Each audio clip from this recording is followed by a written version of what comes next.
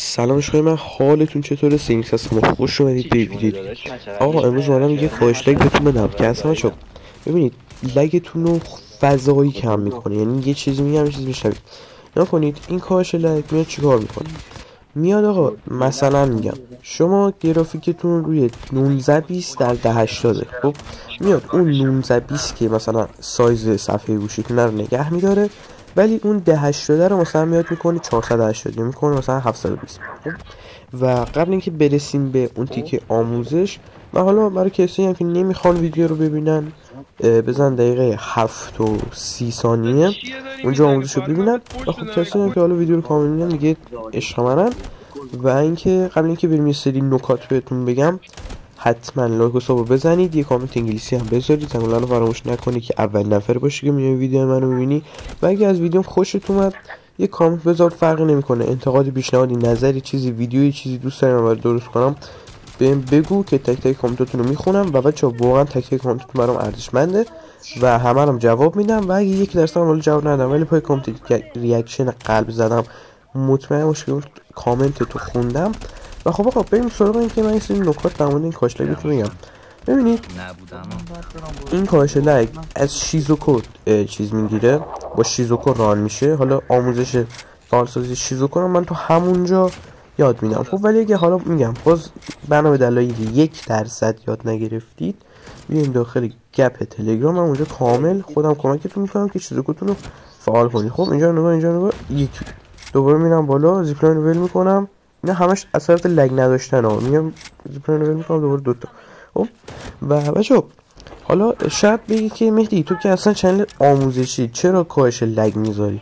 خب ببین بچه‌ها، من میدونم که کل این کامیونیتی اکثریتش مثلا 60-70% بچه‌ها لگ دارن. خب و من این کاهش لگا رو میذارم که اون کسایی که لگ دارن هم با چنل من آشنا بشن، همین که این رفع لگا براشون به درد بخوره و یه جورایی دیگه مثلا یکم بتونم کمکشون کنم که این اوضاع بد اقتصادی یکم لگشون کمتر بشه، چون بچه واقعا قیمت دیوایس خیلی فضاییه. و من اینا رو میذارم که حالا با اون بچه‌هایی که دیگه مثلا توانشون ندارن دیوایس بخرن یه کمک ریزی کرده باشم. خب و حالا بریم یه سری نکات آموزشی حالا تو این ویدیو بهتون بدم.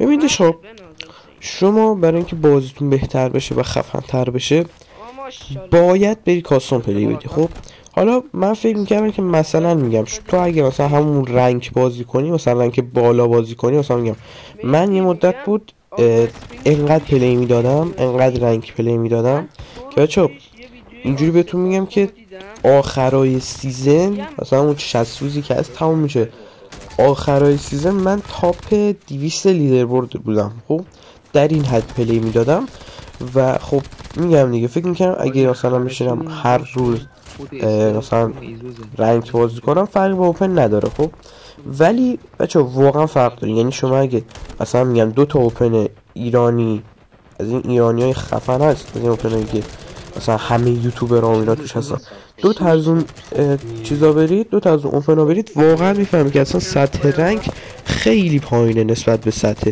اوپن لایو و کلا سطح مثلا کاستوم. خب و باز اگه میخواین از اوپن لابی هم بازیتون فراتر بره، برید تورنمنت پلی بدید.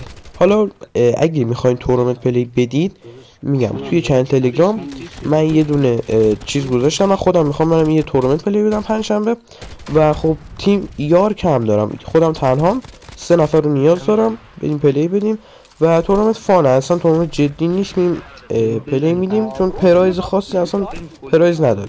خب این پلی میدیم، اگه وین کردیم که نوش جونمون، اگه وین هم نکردیم که فدای سرتون. حالا میگم دیگه هر کسی میخواد پلی بده بیاد تو چنل تلگرام، من یه پیام گذاشتم که چطوری روستر بفرستید. خب همون روستر رو بفرستید، چیز زیادی نمیخواد، یه آیدی تلگرامتون رو میخواد بذارید توش، یه دونه اسم گیمتون رو میخواد بذارید با یه دونه یو آیدی. خب وقتی که این ستا رو گذاشتید دیگه هیچی، همین ستا رو میذارید و توی گپ تلگرام برای من میفرستید و من خودم ریجتون میدم و با هم میریم راحت و آسوده پلی میدیم و خودم هم لیدتون میدم که قشنگ آشنا بشید با لیدری تورنمنت و اینا. و خب اگه خودتون هم تجربه دارید و فکر میکنید که لیدر بهتری هستید، بهم بگید که همونجا خودتون لینک بدین و بگیریم دوباره همشون بزنیم.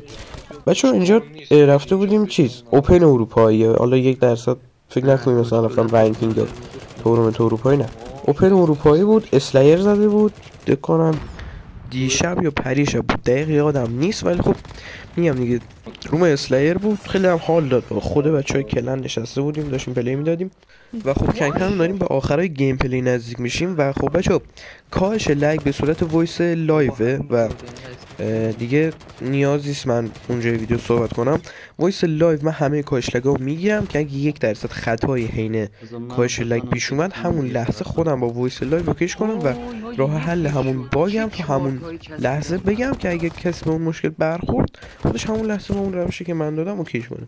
خب و میگم دیگه آخر گیم پلی یه لایک و ساب بزن، کامنت انگلیسی هم بذار، زنگوله رو فراموش نکنی که اول نفر باش که میای ویدیو منو میبینی. و اینکه بچا واقعا خیلی دوستتون دارم، یعنی چشای منی. خب حالا کسی که تو گپ تلگرام میدونن مثلا نشده سوالی مثلا بپرسن من بدونم و جواب ندم. اگه مثلا سوالی ازم بپرسید که در موردش اطلاعات داشته باشم و بلدش باشم، خب واقعا جوابتون رو میدم. ولی خب مثلا یکی از بچه‌ها الان تو گپ تلگرام بهم میگه CMD بده، خب مثلا نمیدونم CMD چی هست، اصلا چطوری مثلا درست میشه و اصلا به چه کار میاد. خب و برای همین مثلا میگم این مثلا جواب این سوال واقعا نمیدونم، ولی میگه بده دیگه. من نمیدونم چی بگم الان، بعد برم ببینم CMD چیه و آموزش رو ببینم بهش بگم بدم، آره بهش بدم. و خب میگم دیگه هر چی بچه‌ها، هر چی سوالی هر چی دارید بیاین توی گپ تلگرام بپرسید. و خب ببینید شما اگه میخواین داخل اوپن اروپایی کیل زیاد بزنید باید اسموک بردارید. خب به غیر از اسموک چون پینگ بالاست اصلا هیچ جوره نمیتونید کیل بزنید و واقعا اوپن اروپایی اگه پلی میخواید بدید اسموک واقعا جوابه، یعنی خیلی اسموک جوابه. مثلا اینجا نگاه کنید من میرم داخل اینو میزنم، خب حالا یکم میس میدم ولی میزنم اینو، بعد دومی رو میزنم به خاطر پینگو نمیتونم الان یارو بزنم. و خب من اینجا ازتون خدافظی میکنم و بریم وارد کاهش لگ بشیم. خب ببینید شما اول وارد تنظیماتتون میشید، خب و میاد توی ادیشنال سیتینگ، میاد پایین تر دیولپر آپشن، میاد این گزینه روشنش میکنید، این تیکر رو میزنید و منتظر میشید که این 10 ثانیه بگذره. خب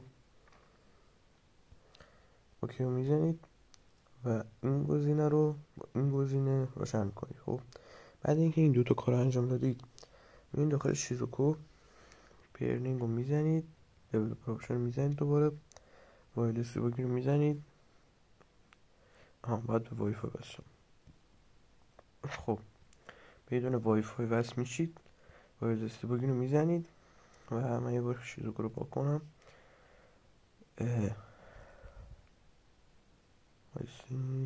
خب برای من زده 67 31 10. اینجا اینو روی نگه میذارید، اینتر کد رو میزنید، می‌نویسید 67 31 10. بعد اینکه این کار کردیم میایم بیرون، میزنید روی استارت و منتظر میمونید که شیزوکوتون ران بشه. خب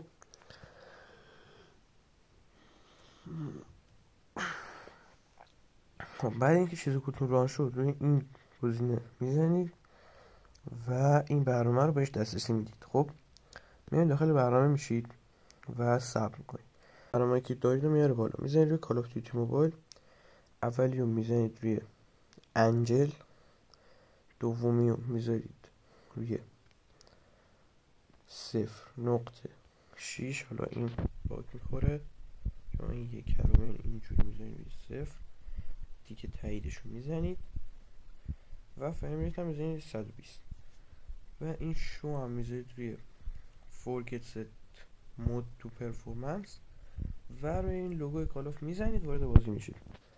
همین راحتی. کوچیک همتونم سینیکس.